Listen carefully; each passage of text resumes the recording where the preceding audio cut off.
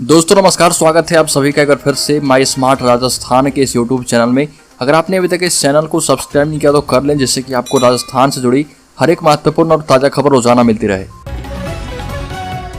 पहली बड़ी खबर, पीएम मोदी 1 नवंबर को राजस्थान के बांसवाड़ा जिले के आदिवासियों के प्रमुख तीर्थ स्थल मानगढ़ धाम में बड़ी जनसभा को संबोधित करेंगे। 3 राज्य राजस्थान, गुजरात और मध्य प्रदेश से करीब 1 लाख आदिवासी समाज के लोग इस सभा में पहुंचेंगे। मोदी तीनों राज्यों की 99 आदिवासी सीटों को जनसभा और सम्मेलन से साधेंगे। राजस्थान विधानसभा से 25, गुजरात विधानसभा से 27, मध्य प्रदेश विधानसभा में 47 सीट एसटी के लिए रिजर्व हैं, जिसमें तीनों राज्यों के सीएम और बीजेपी प्रदेशाध्यक्ष को आमंत्रित किया गया है।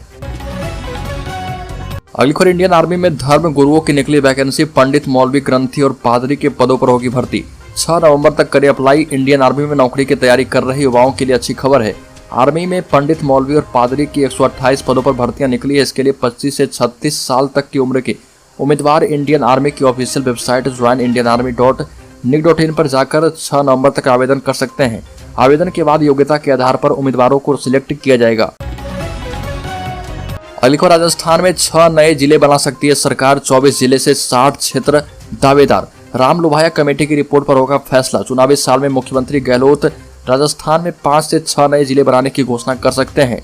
नए जिलों के गठन पर सिफारिश के लिए रिटायर्ड आईएएस राम लोभाया की अध्यक्षता में बनाई गई कमेटी की रिपोर्ट आने में 2 महीने की देरी के आसार है।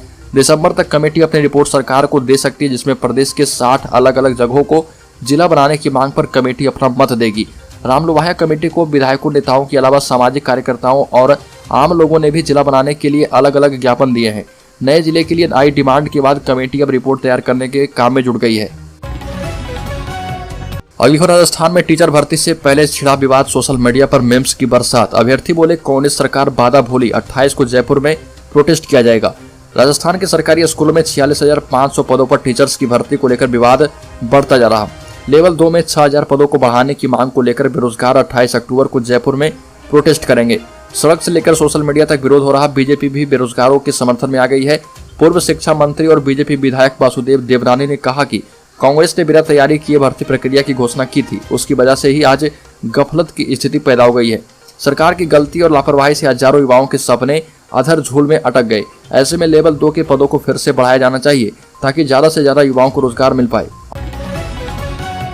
अगली खबर, राजस्थान लोक सेवा आयोग की ओर से निकाली गई हेल्थ डिपार्टमेंट में फूड सेफ्टी ऑफिसर के कुल 200 पदों पर भर्ती के लिए 1 नवंबर से अप्लाई कर पाएंगे। अप्लाई 30 नवंबर 2022 की रात्रि 12 बजे तक किए जा पाएंगे। इसके बाद ऑनलाइन आवेदन के लिए कोई अतिरिक्त अवसर नहीं दिया जाएगा। ऑफलाइन आवेदन स्वीकार नहीं किए जाएंगे। आयोग सचिव HL अटल के मुताबिक परीक्षा के लिए आवेदक की आयु 1 जनवरी 2023 को न्यूनतम 18 वर्ष एवं अधिकतम 40 वर्ष होनी चाहिए। अगली खबर, दिल्ली के मुख्यमंत्री अरविंद केजरीवाल ने भारतीय करेंसी को लेकर केंद्र सरकार से बड़ी मांग की है। दिल्ली के मुख्यमंत्री केजरीवाल ने प्रेस वार्ता में कहा कि हम सब चाहते हैं कि भारत विकसित देश बने, मगर प्रयास तभी सफल होते हैं जब देवी देवताओं की कृपा होती है। पत्रकार वार्ता के दौरान सीएम अरविंद केजरीवाल ने नरेंद्र मोदी के नेतृत्व में केंद्र में सत्तासीन भारतीय जनता पार्टी सरकार से मांग की है कि भारतीय करेंसी पर राष्ट्रपिता महात्मा गांधी की फोटो के दूसरी तरफ लक्ष्मी गणेश जी की तस्वीर भी छापी जाए। अरविंद केजरीवाल ने कहा कि हम इसको लेकर प्रधानमंत्री को पत्र लिखेंगे। दिल्ली के मुख्यमंत्री केजरीवाल ने कहा कि हम सभी चाहते हैं कि भारत अमीर देश बने, भारत में रहने वाले सभी परिवार अमीर बने। अगली खबर, राजस्थान में गहलोत सरकार किसानों को बड़ी राहत देने जा रही है। बेमौसम हुई बारिश से जिन किसानों की फसल को नुकसान हुआ है, उन्हें मुआवजा देने की कवायद शुरू हो गई है। आपको बता दें कि पिछले महीने फसल कटाई के दौरान बारिश से फसलों को नुकसान हुआ था। कृषि विभाग से जुड़े अधिकृत सूत्रों ने बताया कि प्रधानमंत्री फसल बीमा योजना के तहत खरीफ फसलों का बीमा करवाने वाले करीब 3 लाख किसानों ने अपनी फसल में नुकसान की सूचना बीमा कंपनियों एवं कृषि विभाग के कार्यालयों में दर्ज करवाई है।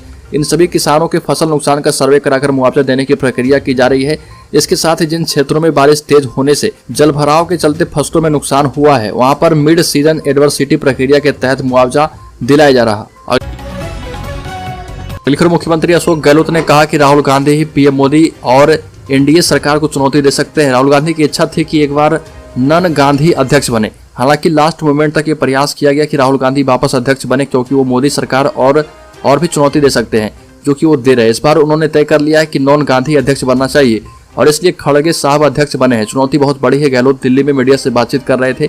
गहलोत ने कहा कि 1998 में हम सब ने सोनिया गांधी से मिलकर आग्रह किया था कि वो कांग्रेस की कमान संभाले, नहीं तो पार्टी बिखर जाएगी। और इस वक्त गहलोत ने कहा कि आखिर तक राहुल को मनाने का प्रयास किया गया है। लेकिन अब खड़गे को मजबूत बनाने का प्रयास किया जाएगा। अगली खबर 20 दिन पहले आ गई ठंड, दिसंबर में जमेगी बर्फ। पहाड़ी क्षेत्रों में हुई बर्फबारी के चलते राजस्थान में सर्दी ने समय से पहले ही दस्तक दे दी है। अक्टूबर से ही सुबह शाम ठिठुरन महसूस होने लगी है। प्रदेश में शहरों का रात का तापमान 10 डिग्री सेल्सियस तक पहुंच गया है। बीते 4 दिन के आंकड़े देखें तो पारा 5 डिग्री तक गिर चुका है। सर्द हवाओं का दौर जारी रहा तो अक्टूबर के अंत तक तापमान गिरकर 9 या 8 डिग्री सेल्सियस के आसपास पहुंच सकता है।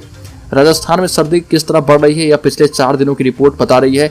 सीकर में 4 दिन पहले यानी 21 अक्टूबर को न्यूनतम तापमान 15 डिग्री सेल्सियस था, जो कि गिरकर 24 अक्टूबर को 10 डिग्री सेल्सियस पर पहुंच गया।